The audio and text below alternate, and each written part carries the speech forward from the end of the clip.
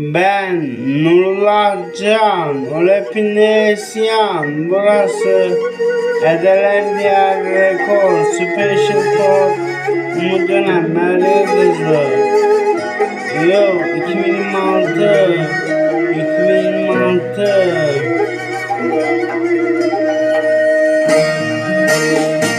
Yine ben geldim yazdım seni, unutamadım yine çok sevdim ben, anlattım ben bugün de benden size diyaram sen derdine ben yazdım, anlattım ben size diyaram ben günümde kalbimde sen vardın ben sevdiğimi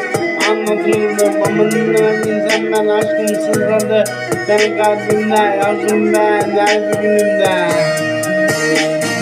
Yine ben geldim ben bugün işte yazdım ben de anlattım ben kalbimdeydin unutamadım gerçekten bir yaram sen de yoksun yazdım ben anlatıyordum ama dinlemedin sen ben yarim gelmedi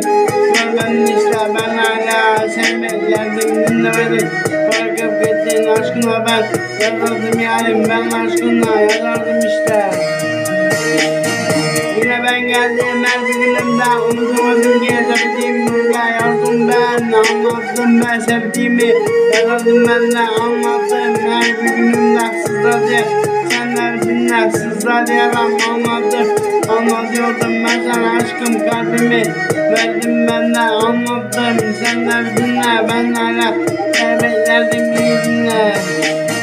unutamadım ki bırakıp gitme anlatıyordum her bir günümde sizler yalan önlerine kalbimi